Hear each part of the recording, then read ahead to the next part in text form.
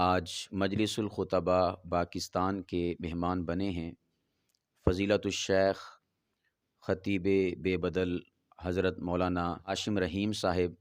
ہم انہیں خوش آمدید بھی کہتے ہیں، اور اس کے ساتھ ساتھ آج کی اس نشست میں ہم انشاءاللہ شیخ محترم سے خطابت کے حوالے سے خوب استفادہ کریں گے۔ سب سے پہلے میں شیخ محترم سے عرض کروں گا کہ آپ اپنی زبانی اپنا ذاتی اور تعلیمی تعارف ہمارے سامنے پیش فرمائیں۔ میرا نام محمد ہاشم ہے، والد عبدالرحیم مبارک، اور میں 51 جی بے شہزاد، یہ سرگودا روڈ کے اندر کی طرف جائیں گے نلکا کو حالہ، وہاں ایک گاؤں ہے، وہاں کی میری پیدائش ہے، اور میرا تعارف تو آپ کو میں نے بتا دیا ہے۔ اور تعلیمی قابلیت یہ ہے کہ میں نے ایف اے تعلیم الحمدللہ، اور اس کے علاوہ میں نے جامعہ تعلیمات اسلامیہ سے 2006 کی فراغت کی ہے، اور اسی طرح کلیہ دارالقرآن میں بھی الحمدللہ میں نے فراغت حاصل کی ہے۔ تو ساتھ ساتھ جو ہے وہ ATTC ایک کورس ہوتا ہے، عربی ٹیچر کورس، وہ کیا الحمدللہ، اور اس کے علاوہ اور بھی کورس بہت زیادہ کیا الحمدللہ۔ اچھا شیخ محترم، آپ سے پوچھنا چاہوں گا کہ آپ ماشاءاللہ خطابت بہت عالی شان فرماتے ہیں، تو آپ کس طرح میدان خطابت میں تشریف لائے؟ محترم، مجھے نا شوق تھا بچپن میں، مجھے بہت شوق ہوتا تھا بچپن میں، میں جب پڑھتا تھا نا اس وقت ہی مجھے شوق تھا، اور یقین کرے کہ میں اس وقت جامعہ کی دوسری کلاس میں ہی تھا کہ میں نے جمعہ پڑھانا شروع کر دیا۔ مجھے شوق یہاں سے پیدا ہوا کہ میں جب چھوٹا تھا نا تو ہمارے گاؤں میں جلسے ہوتے تھے، تو تقریریں کیا کرتے تھے، میں سنا کرتا تھا، اور یہ دل کی خواہش تمنا تھی کہ یار میں بھی ایک دن مولوی بنوں گا، کہ میں بھی انشاءاللہ ایسے تقریریں کیا کروں گا۔ وہاں سے مجھے شوق پیدا ہوا وہ جلسے محفلوں سے دیکھ کر۔ تو پھر میں نے کیا کیا، دوران تعلیم ایک مسجد تھی، وہاں میں نمازیں پڑھانا شروع کر دی۔ جب میں نماز پڑھاتا تھا، نماز کے بعد میں ایک حدیث کا درس دیا کرتا تھا۔ جب شروع میں آپ کو پتہ ہے کہ انسان منظر عام پہ آتا ہے، یا نمازی احباب کے سامنے کھڑا ہونا یہ آسان بات تو نہیں ہوتی تھی، جو ٹانگیں ہیں وہ کانپ رہی ہوتی تھی، الفاظ ساتھ نہیں دیتے تھے، ٹھیک ہے، تو پسینے چھوٹ جایا کرتے تھے۔ آخر میں نے کہا اس منزل کو تو پانا ہی پانا ہے ایک دن۔ تو یقین کرے کہ ہر منزل جو ہوتی ہے وہ مشکل ہی ہوتی ہے، انسان اس کے لیے کوشش کرے تو اللہ تبارک و تعالیٰ آسانیوں والے معاملے فرما دیتا ہے۔ تو الحمدللہ وہ بچپن کا شوق الحمدللہ اللہ نے پورا کیا، تو خطابت کے میدان میں آئے الحمدللہ۔ آج اللہ ہم سے جگہ جگہ پہ تبلیغ کا کام لے رہا ہے، یہ اللہ کا بہت بڑا انعام ہے۔ اچھا شیخ محترم، ماشاءاللہ بڑی ہی خوش کن داستان ہے آپ کی، جو کہ مشکلات کا سمندر عبور کر کے آپ اس منزل تک پہنچے ہیں، اور آج الحمدللہ آپ نامی گرامی خطیب ہیں۔ آپ سے پوچھنا یہ چاہوں گا کہ آپ بالخصوص جو جمعے کا آپ کا بیان ہے، جمعے کا خطبہ ہے، آپ اس کی تیاری کیسے کرتے؟ آیا جس طرح خطبات دیکھے وہی بیان کر دیا، یا آپ کے ریسورسز اور ذرائع کچھ اور ہیں کہ آپ کتابوں سے یا اصل ماخذ ہیں ان سے تیاری کرتے ہیں؟ کون سے ذرائع ہیں، کون سی جگہیں ہیں جہاں سے آپ مواد حاصل کرتے ہیں، اور بڑا جاندار ماشاءاللہ آپ کا تیاری ہوتی ہے خطبہ جمعہ کی؟ تو ہمیں بتائیں تاکہ ہمارے جو ناظرین اور سامعین ہیں ان کو بھی پتہ چلے کہ خطباء کو کہاں سے خطابت کے حوالے سے، بیان جمعہ کے حوالے سے تیاری کرنی چاہیے۔ میں اپنے خطباء حضرات بھائیوں کو یہی عرض کروں گا کہ سب سے پہلے آپ نے عنوان کا چناؤ کرنا ہے کہ میں نے کس عنوان پہ گفتگو کرنی ہے، ٹھیک ہے۔ تو اس کے بعد جو ہے وہ سب سے پہلے آپ نے دیکھنا ہے کہ اس کے بعد قرآن کی مجید کی جو آیات ہیں وہ کون کون سی اس موضوع کے حوالے سے ہیں، ٹھیک ہے۔ جب آپ دیکھ لیں کہ مجھے آیات مل گئی ہیں جس عنوان پہ میں نے گفتگو کرنی ہے، اس کے بعد پھر احادیث نبوی کو دیکھیں اس مضمون کے حوالے سے، یعنی کہ امانت داری کا ایک مضمون لے لیں، آپ نے امانت داری کے گفتگو کرنی، آیات دیکھیں، پھر احادیث دیکھیں، اور اس کے بعد آپ نے دیکھنا ہے صحابہ اکرام رضوان اللہ اجمعین کے بارے میں، ٹھیک ہے، ان کے بارے مطالعہ کرو، ان کے حوالے سے واقعات لیں، ٹھیک ہے، اور کوئی اقوال لے لیں، ٹھیک ہے، اس حوالے سے آپ گفتگو کریں گے انشاءاللہ العزیز، آپ کا جو مضمون ہے وہ بہترین بھی ہوگا اور لاجواب بھی ہوگا، ٹھیک ہے، کہ آپ آیات قرآنی سے مزین کیجئے، احادیث نبوی صلی اللہ علیہ وسلم کے ساتھ مزین کیجئے، اور کوشش کریں کہ جو آپ نے حدیث پڑھنی ہے وہ سند کے لحاظ سے بھی، ٹھیک ہے، متن کے لحاظ سے بھی، تو کوشش کریں اس کی عربی عبارت کو آپ زبانی یاد کریں، زبانی یاد کریں گے، اس کے بعد ترجمہ کریں گے نا، تو انشاءاللہ العزیز آپ کی جی جی جی آپ کی خطابت کو اور چاند چل لگ جائیں گے، واہ واہ لا گفتگو کریں گے نا، تو اس سے بہت بہترین آپ کی خطابت بھی چمکے گی۔ تو کوشش کریں کہ آپ اپنے عنوان کو سب سے پہلے جو کام ہے اپنے مضمون کا چناؤ کرنا ہے، پھر اس حوالے سے حضرت میں یہی بس نہیں ہوتا، میری ایک اپنی عادت ہے، میں آپ جیسے جو صاحب علم ہے، نوجوان ہے ماشاءاللہ، میں ان سے ملاقات کرتا ہوں، ان کا نمبر میرے پاس ہے، میں ان سے پھر مشورہ کرتا ہوں کہ یار میں نے اس حوالے سے نا گفتگو کرنی ہے۔ بعض مرتبہ ایسی ہوتی ہے کہ ہر انسان کے آگے انسان ہوتا ہے، ہر علم والے سے آگے علم والا ہے، ہر عزت والے سے آگے عزت والا ہے، ہر شہرت والے سے آگے شہرت والا ہے، تو علم کا کوئی کنارہ نہیں ہے، تو پوچھنے میں انسان کو گریز نہیں کرنا چاہیے، ٹھیک ہے، اس حوالے سے شرم نہیں محسوس کرنی چاہیے، وہ کیا کہیں جے ذہن سے نکال دیں بھائی، آپ نے جن کو گفتگو کرنی ہے، جن کو آپ نے سمجھانا ہے، جن کے ساتھ آپ نے جا کے مخاطب ہونا ہے، بھائی آپ نے ان کو کچھ سنانا ہے، یہ وقت آپ کے پاس امانت ہے، اللہ نے کل پوچھنا ہے، تو آپ جتنی محنت کریں گے نا، جتنی محنت زیادہ کریں گے اتنا آپ کو زیادہ مزہ آئے گا، کہ آپ نے خطابت میں اگر آپ کہتے ہیں نا کہ میری خطابت کو 4 چاند لگ جائیں، تو آپ محنت کریں، سب سے زیادہ محنت کریں۔ اچھا شیخ محترم، ماشاءاللہ آپ نے کافی سارے خطباء کو دیکھا ہوگا، ان کو سنا ہوگا، ان کے ساتھ وقت گزارا ہوگا۔ ظاہر سی بات ہے کہ ہر شعبے، ہر فیلڈ میں غلطیاں، کمیاں، کوتاہیاں، خوبیاں، خامیاں ہوتی ہیں۔ تو میں سب سے پہلے تو آپ سے یہ التماس کروں گا کہ آپ خطباء کی چند خوبیاں بیان فرمائیں، اس کے بعد انشاءاللہ ہم خامیوں پر بھی گفتگو کریں گے کہ آپ نے نوٹ کی ہوں کہ یار یہ ماشاءاللہ بہت بہترین ان کی خصلتیں ہیں، عادات ہیں، خوبیاں ہیں، تاکہ ہم جو تلامذہ ہیں، سیکھنے والے ہیں، ان کو موقع ملے کہ ہم نے ان خوبیوں کو اختیار کرنا ہے۔ تو آپ چند خوبیاں ہمارے ساتھ شیئر فرمائیں جو آپ نے خطباء میں دیکھی ہیں۔ میں نے جو اچھے خطباء ہیں ان میں یہ خوبیاں دیکھی، ان کو میں نے نمازی پایا ہے۔ خطیب کی ذمہ داری ہوتی ہے، یہ خطابت خداوندی انعام ہے، ٹھیک ہے، اور اس کو اللہ کی بہت بڑی نعمت سمجھنا چاہیے۔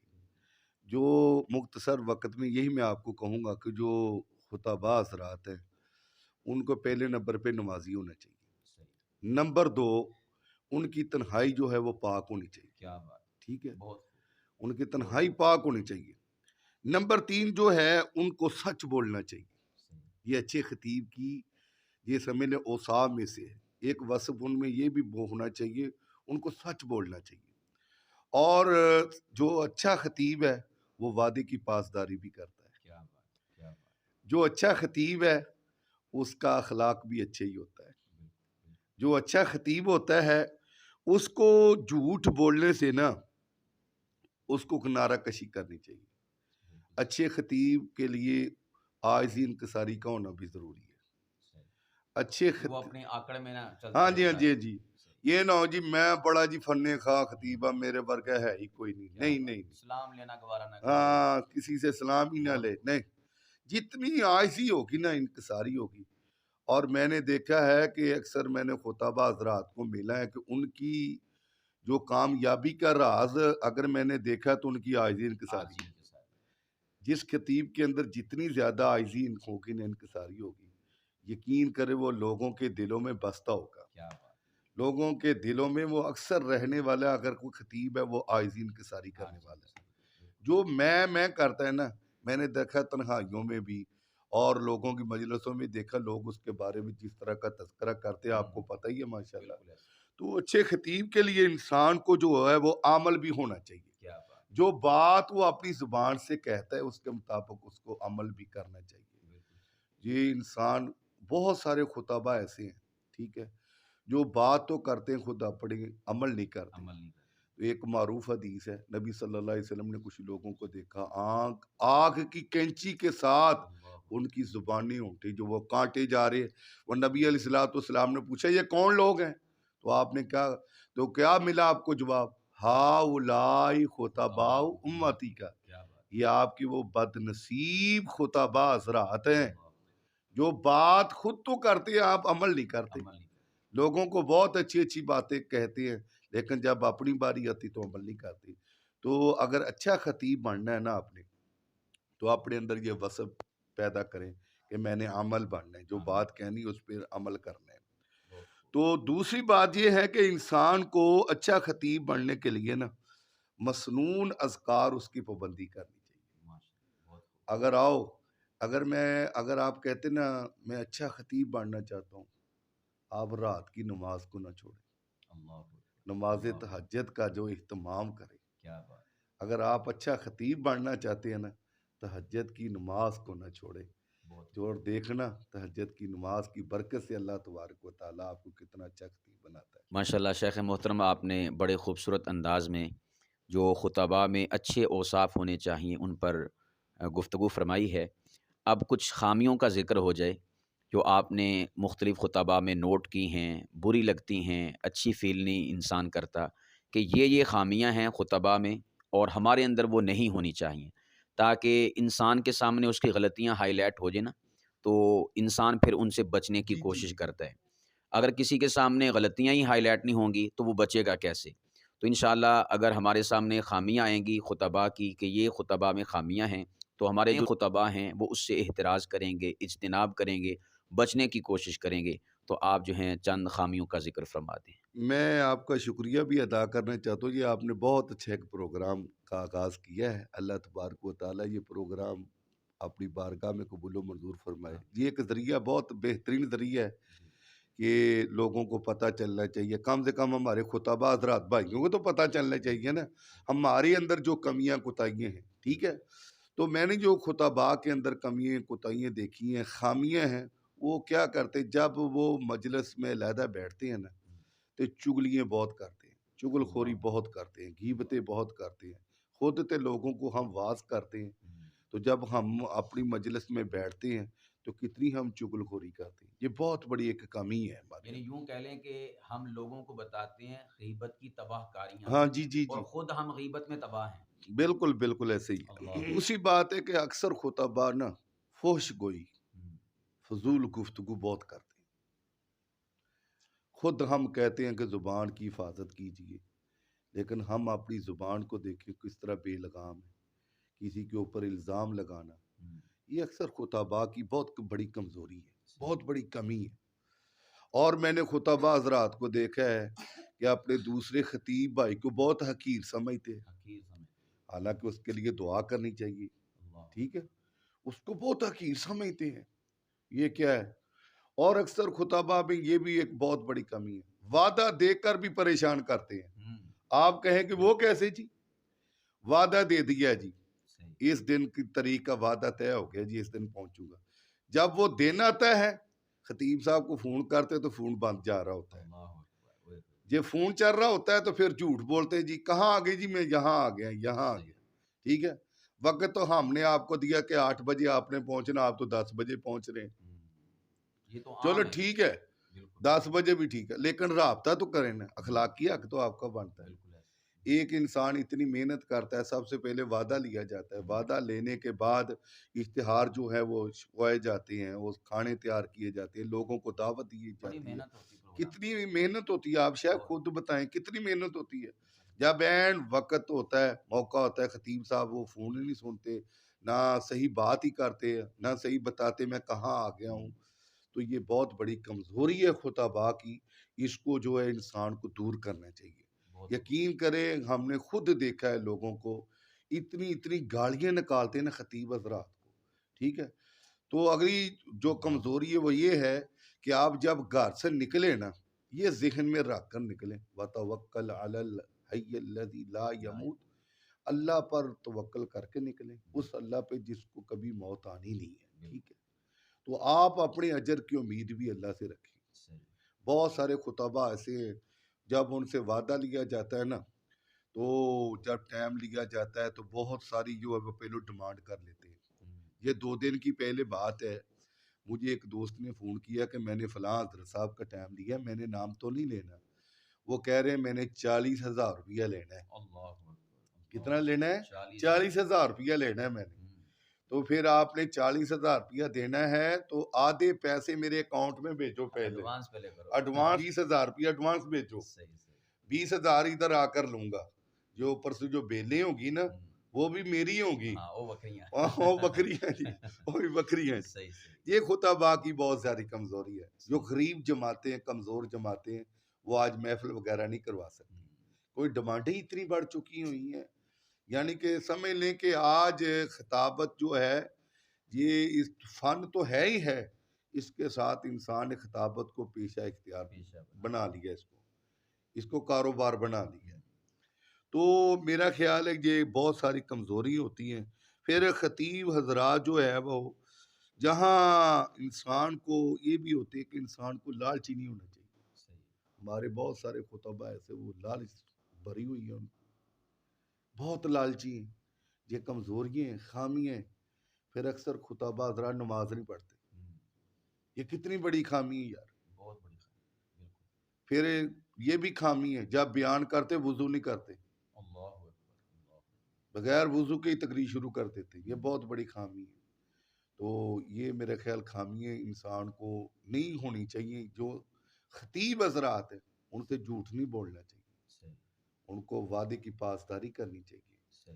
تو اللہ سے دعا ہے کہ اللہ ہم سب کو یہ کمیاں کوتاہیوں سے اللہ محفوظ فرمائے. شیخ محترم, فیس کے حوالے سے, پیسوں کے حوالے سے بات ہوئی ہے, تو ظاہر سی بات ہے کہ ایک خطیب نے پٹرول لگا کے جانا ہے پروگرام پہ, سو اس کے گھر کے اخراجات ہیں, وہ بیچارہ کاروبار بھی نہیں کرتا, تو اب وہ بیچارہ ڈیمانڈ نہ کرے فیس کی تو کیا کرے؟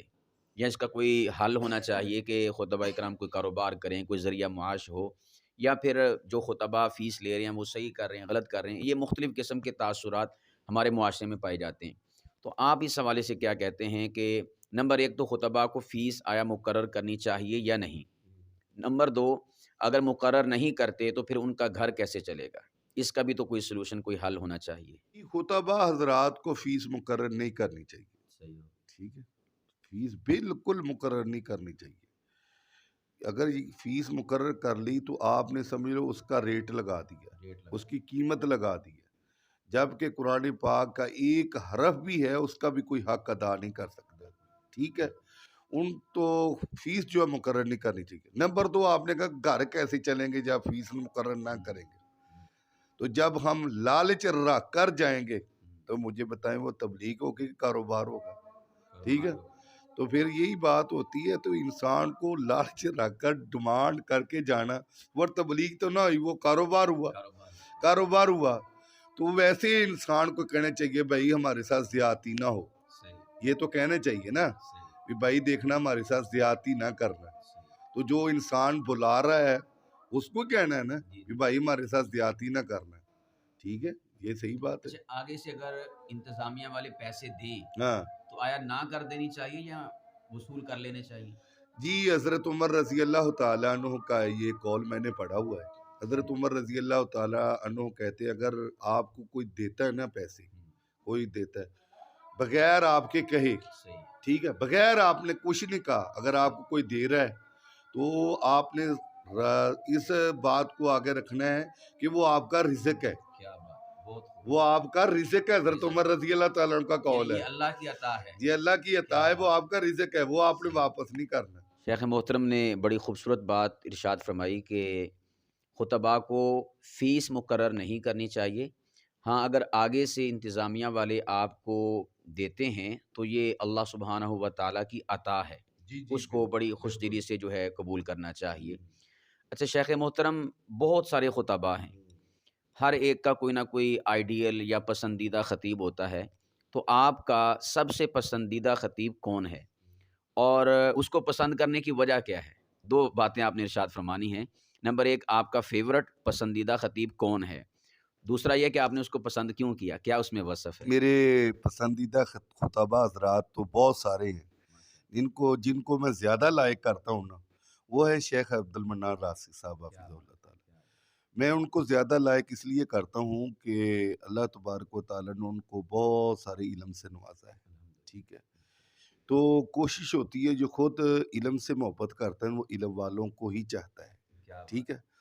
تو میری پسندیدگی یہی وجہ ہے کہ اللہ تبارک و تعالیٰ نے ان کو بہت ایک ملکہ عطا فرمایا خطابت کے والے سے۔ میں شروع میں نا، جب میں نے آغاز میں ہی تھا تو میں ایک ہمارے کاموں کے خطیب ہے بڑے بہترین قاری محمد حنیف صاحب ربانی، میں ان کو بہت سنا کرتا تھا، ان کی بہت زیادہ جو ہے نا تقریریں سنا کرتا تھا۔ تو ظاہری بات ہے جب انسان بچپن میں ہوتا ہے تو ایسے ہی اس وقت کیسٹوں کا دور تھا، کیسٹیں بہت لگایا کرتے تھے، بہت سنا کرتے تھے۔ پھر میں نے بازار میں گا چھوٹی ٹیپ لایا، کیسٹ لگا کر اپنے سرانے رکھ لیتا، ساری رات ان کو ہینڈ فری کے ذریعے کان میں داخل کر دیتا، سنا کرتا تھا۔ تو ان سے محبت کرنے کی وجہ ایک یہی ہے کہ میں نے ان میں عاجزی انکساری دیکھی ہے۔ سب سے پہلے جو میں نے پہلے بات کی نا وہ یہی ہے کہ عاجزی انکساری ان لوگوں میں بہت دیکھی ہے۔ فضول گفتگو نہیں کرتے، فضول بحث نہیں کرتے، فوش بات نہیں کرتے۔ میں نے ان کو بڑا ہر لحاظ سے چیک کیا ہے، یہ اللہ کے ولی ہیں۔ اچھا شیخ محترم، 3 مسالک ہیں، دیوبندی، بریلوی، اہل حدیث۔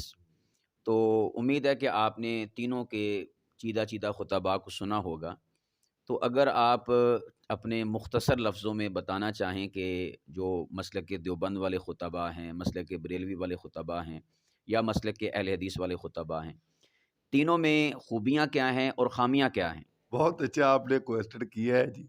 جو مسلک اہل حدیث والے ہیں وہ ایک ہی بات کہتے ہیں، اطیع اللہ و اطیع الرسول، اللہ اور اس کے رسول کی اطاعت کرو۔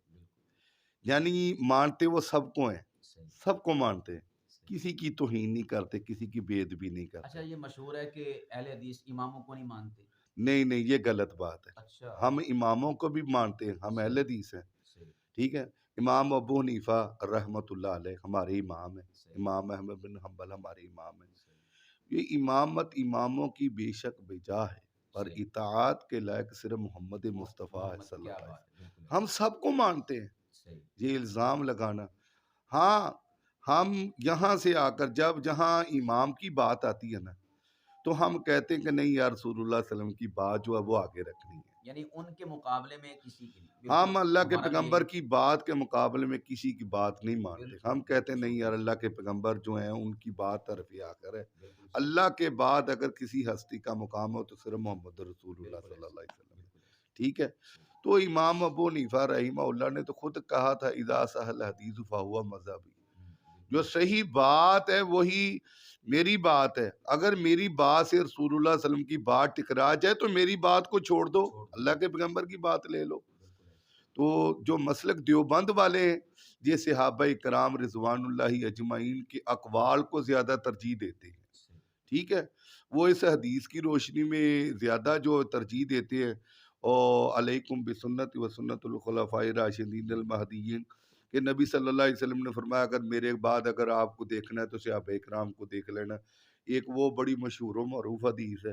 تو آپ سے جب سوال کیا تھا کتنے فرقے جو ہیں وہ جہنم میں جائیں گے، کتنے جو وہ نجات پائیں گے، ٹھیک ہے، تو آپ نے فرمایا تھا کہ کلہم فی النار علی ملت واحد، وہ کون سا ہے؟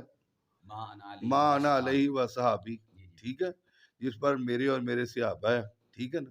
تو صحابہ کرام کے اقوال کو ترجیح دیتے ہیں۔ ہم کہتے ہیں صحابہ کرام رضوان اللہ اجمعین بھی عزت والے ہیں، مقام و مرتبہ والے ہیں۔ انہوں نے بھی اگر کوئی سیکھا ہے تو کسے سیکھا ہے؟ محمد رسول اللہ صلی اللہ علیہ وسلم سے سیکھا ہے۔ کائنات میں اس سے بہترین شاگرد آپ کو نظر نہیں آئیں گے اور بہترین استاد آپ کو نظر نہیں آئیں گے پوری کائنات میں۔ میرے محمد صلی اللہ علیہ وسلم جیسا بہترین استاد کوئی نہیں، معلم کوئی نہیں ہے، اور جو بہترین شاگرد آپ کو نظر آئیں گے تو صحابہ کرام رضوان اللہ اجمعین جیسے۔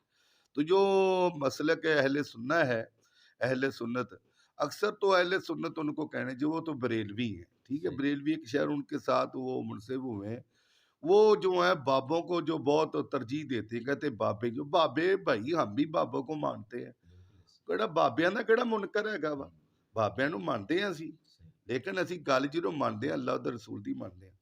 हम तमाम ये भी हमारे ऊपर एक इल्जाम है, ये भाभी ਜਿਹੜੇ ਬਾਬਿਆਂ ਦੇ ਗੁਸਤਾਖ ਨੇ, ਬੇਅਦਬ ਨੇ। ਅਸੀਂ ਭਾਈ ਕਿਸੇ ਬਾਬੇ ਦੇ ਗੁਸਤਾਖ ਨਹੀਂ, ਅਸੀਂ ਸਾਰੇ ਬਾਬਿਆਂ ਨੂੰ ਮੰਨਦੇ ਹਾਂ। اچھا ولیوں کو مانتے ہیں؟ میں ولیوں کو بھی یہ مانتے بھی ہیں। ہمارے معاشرے میں عام ہے جی، اہل حدیث ولیوں کو نہیں مانتے۔ ہاں ہم ولیوں کو مانتے، ولوں کو نہیں مانتے، جو اچھا بڑے اچھا دیتے ہیں وہ نہیں، ہم ولیوں کو مانتے ہیں۔ صحیح صحیح، ولیوں بہت کو ادب کرنا چاہیے، احترام کرنا چاہیے۔ الا ان اولیاء اللہ کیا لا بات ہے، خوف کیا بات ہے، علیہم ولا هم بڑا یحزنون۔ ہوں گا۔ تو ولیوں کو کون نہیں مانتا؟ ولیوں کو ولی کا معنی ہوتا ہے اللہ کا دوست۔ دوست، تو اللہ کے دوستوں کو کون نہیں مانتا کیا بات ہے؟ ہے، بہت خوب، ایک بہت بے نماز ہو، اس کے چہرہ سنت رسول نہ ہو تو اس کو میلا کچیلا رہتا ہے، ٹھیک؟ ہم ایسے کو ولی نہیں مانتے، یہ بلا یہ ولا ہے۔ کیا بات، ਇਹ ਲੋਕਾਂ ਨੂੰ ਮੈਂ ਜੀ ਕੁੰਡੀ ਲਾ ਕੇ ਅੰਦਰ ਦਮ ਕਰਨਾ, ਹੁਣ ਅੰਦਰ ਕੋਈ ਨਾ ਆਇਓ ਜੀ। ਅਸੀਂ ਐਵੇਂ ਦੇ ਵਲੀਆਂ ਨੂੰ ਵਲੀ ਨਹੀਂ ਮੰਨਦੇ, ਅਸੀਂ ਇਹਨਾਂ ਨੂੰ ਵਲੇ ਮੰਨਦੇ ਹਾਂ। ਜਿਹੜੇ ਤੁਹਾਡੇ ਈਮਾਨ ਦੇ ਡਾਕੂ ਨੇ, ਤੁਹਾਨੂੰ ਲੁੱਟਦੇ ਨੇ, ਅਸੀਂ ਇਹਨਾਂ ਨੂੰ ਵਲੀਆਂ ਨਹੀਂ ਮੰਨਦੇ। ਅਸੀਂ ਵਲੀ ਉਹਨੂੰ ਮੰਨਦੇ ਹਾਂ ਜਿਹੜਾ ਨਮਾਜ਼ੀ ਹੋਏ, ਤੁਹਾਨੂੰ نماز کی دعوت دے۔ ہم اس کو ولی نہیں مانتے جو کہتا ہے بھائی نماز پڑھنے کی کوئی ضرورت نہیں ہے، آپ میرے پاس آ گئے ہیں بس ٹھیک ہے، آپ میرے ہاتھ پہ بیعت کر لیں، آپ کو استغفر اللہ معاذ اللہ نماز پڑھنے کی کوئی ضرورت نہیں۔ ہم ایسے لوگوں کو ولی نہیں مانتے۔ شیخ محترم نے بڑی خوبصورت بات کی ہے کہ الحمدللہ اہل الحدیث جو ہیں وہ اماموں کے بھی قائل ہیں، اور اسی طرح جو اللہ کے ولی ہیں حقیقی اور صحیح ولی، ان کی ولایت کے بھی قائل ہیں۔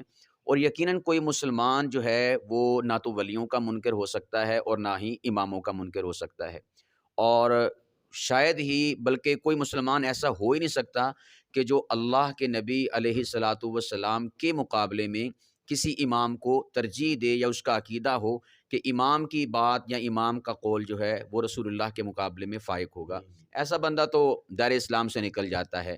تو بڑا خوبصورت پیغام دیا ہے کہ ہمارے جو اہل الحدیث بھائی ہیں ان کے بارے میں معاشرے میں خام خواہ کی باتیں مشہور ہو جاتی ہیں کہ جی یہ اللہ کے ولیوں کو نہیں مانتے، اماموں کو نہیں مانتے۔ تو شیخ محترم نے بڑی خوبصورت بات کی ہے کہ ہم اماموں کو بھی مانتے ہیں اور ہم اللہ کے ولیوں کو بھی مانتے ہیں۔ اچھا شیخ محترم، مسلک دیوبند میں آپ کو کوئی خطیب پسند ہو جی تو وہ کون سا خطیب ہے اور اس کی پسندیدگی کی وجہ کیا ہے؟ جی مجھے دیوبند کے خطباء حضرات میں ضیاء القاسمی صاحب رحمۃ اللہ علیہ بہت زیادہ پسند ہے۔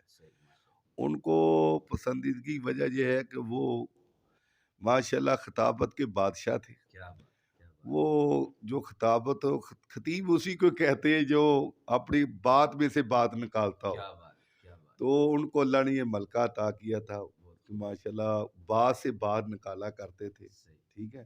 ان کی خطابت کو میں بہت لائک کرتا ہوں۔ اسی طرح مولانا اعظم طارق صاحب، ان کی خطابت، حق نواز چنگی صاحب رحمہ اللہ، یہ وہ خطباء حضرات تھے کہ جو پورے اخلاص کے ساتھ بات کیا کرتے تھے، جذبے کے ساتھ بات کیا کرتے تھے، اور ان لوگوں نے ہی صحابہ کرام رضوان اللہ اجمعین کا جو علم ہے اس کو بلند کیا۔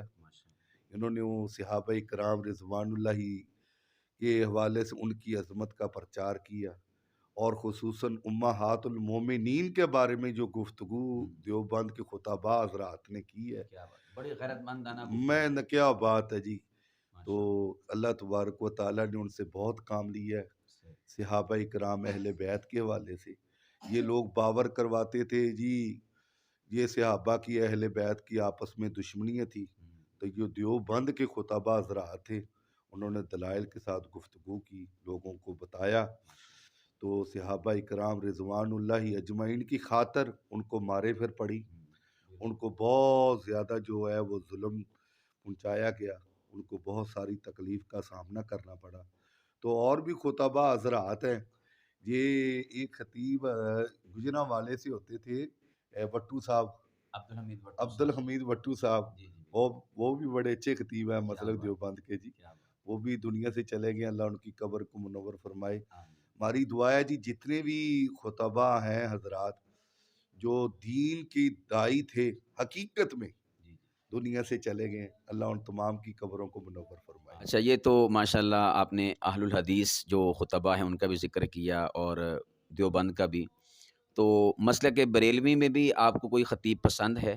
اگر پسند ہے تو اس کی پسندیدگی کی وجہ کیا ہے؟ بریلوی حضرات کے جو خطبہ ہیں وہ مجھے پسند اس لیے نہیں ہوتے، میں ان کو زیادہ سنا نہیں. کیوں؟ کہ جب وہ بات کرتے ہیں جھوٹی موٹی روایات، قصے کہانیاں سناتے ہیں لوگوں کا وقت ضائع کرنے میں، جو اس لیے میں ان کو زیادہ سنا نہیں ہے. اگر میں نے سنا ہوتا تو میں ضرور آپ کو بتا دیتا کہ میں نے ان کو سنا ہے. میں اس لیے ہم بہت شکر گزار ہیں شیخ محترم حضرت مولانا ہاشم رحیم صاحب کے کہ وہ مجلس الخطبہ پاکستان کے مہمان بنے، اپنی قیمتی اور تجرباتی باتوں سے ہمیں نوازا. انشاءاللہ العزیز ہمیں حضرت کی باتوں سے بہت کچھ سیکھنے کو ملے گا. اللہ سبحانہ و تعالی ہمیں خطابت کے میدان میں اعلاء کلمت اللہ کی سربلندی کے لیے اور نبی پاک علیہ الصلاۃ والسلام کے دین متین کو پوری دنیا میں عام کرنے کے لیے اپنی کوششیں کاوشیں صرف کرنے کی توفیق عطا فرمائے. شیخ محترم کی عمر میں، علم میں اور ان کی زبان و بیان میں اللہ سبحانہ و تعالی مزید برکات کا نزول فرمائے.